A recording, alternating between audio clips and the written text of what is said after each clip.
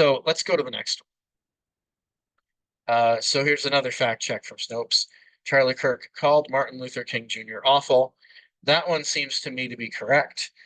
Uh, they quote a little bit here from him. Here's one. MLK was awful. He's not a good person. He said one good thing he actually didn't believe. That's all they quote. Now, maybe that's all he said in that context. So who knows? My guess is there wasn't much else in that context. Um, but they do say something here about the context. He was responding to a question from a student who said he was the subject of a Title IX investigation at his university after posting a derogatory message about transgender people on social media. Kirk noted how the student had been kicked out of school under the Title IX complaint. Um, the person that was having a conversation with Kirk was named Turton. Turton, who attended the event, provided an audio recording to Snopes, which verified that Kirk said the student got kicked out of school under a Title IX complaint using the Civil Rights Act that we as conservatives worship. Oh, MLK is a great guy. Actually, MLK was awful. Okay, he's not a good person. He said one thing he actually didn't. Unintelligible. Go research MLK. You should go research him. So that's the fullness of the context here. It doesn't seem like there's anything else to this. I'll want to come to that in a minute, but about the MLK thing on its own right, what do we say about that? Well, there's a thing behind this that Snopes didn't even bother to tell us. I think they failed in their rating by not giving that to us. It is a correct attribution. He really said it. They didn't misquote him. He really was saying the thing that he said. He thought Martin Luther King was awful. He's not a good person. And he thought one thing that was good. Um,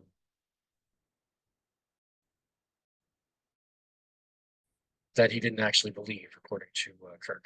So um, here's the background. Uh, there is some evidence that Martin Luther King Jr. had some pretty disturbing features of his life. And the main piece of evidence that conservatives often point to when they say things like this is there is an FBI file on Martin Luther King that was leaked with incompleteness to it. And it hasn't been really confirmed that this stuff is even in that file, but it also, in some ways, many people have thought it was plausible that this was actually there in the FBI files. What the FBI files seem to contain is descriptions of Martin Luther King and affairs that he had. Does that go towards supporting that he was not a good person? Certain. If that's accurate, then yes, that supports him not being a good person because he wasn't faithful in his marriage.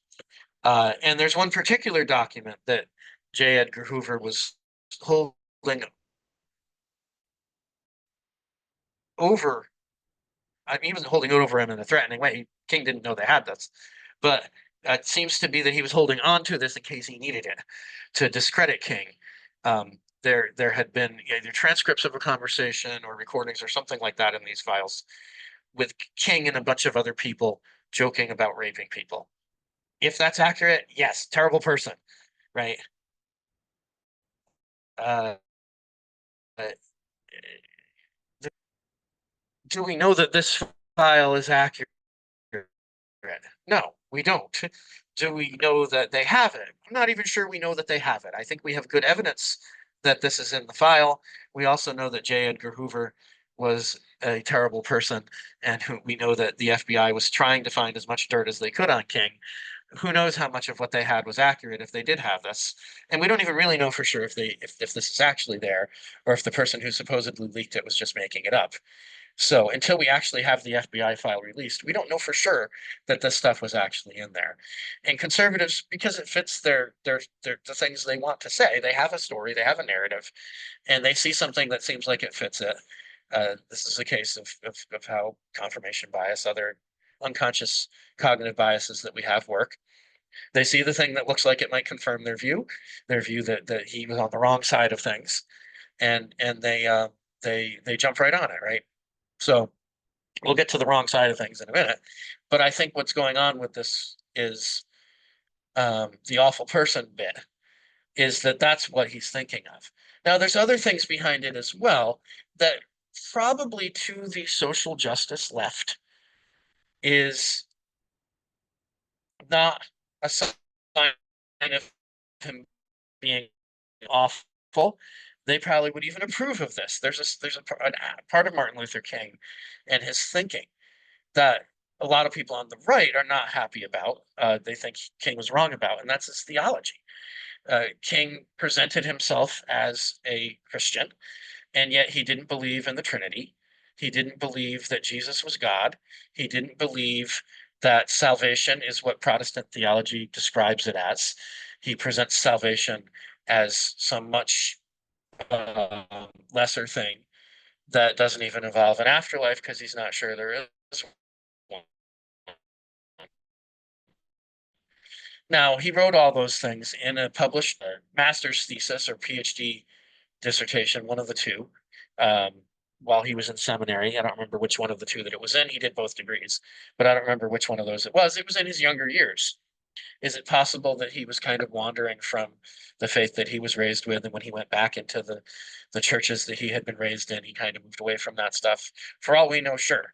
But we do know that at one point he did believe things like that. He was not an Orthodox Christian. By the standards of evangelical Christian, he was not a Christian. He was not saved.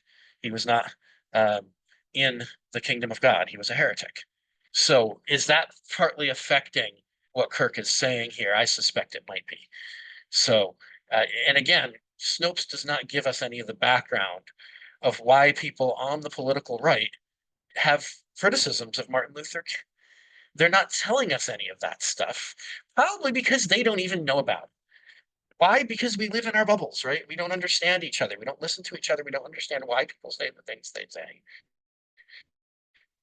And and I think this is a really good example of that. I think include in this description of what Charlie Kirk is saying about Martin Luther King.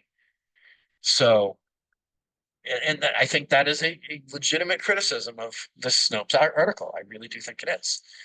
Um, even though I think it's pretty clear from what I've said so far, I'm not sure how much of any of that stuff we can attribute to Martin Luther King, uh, given that some of the stuff is from an earlier time in his life that he might have changed his mind on later. And some of the stuff is in an FBI file that we don't even know if it really contains. And if it does contain it, we don't know if it was put there by people with an agenda who were making it up, right? And so on.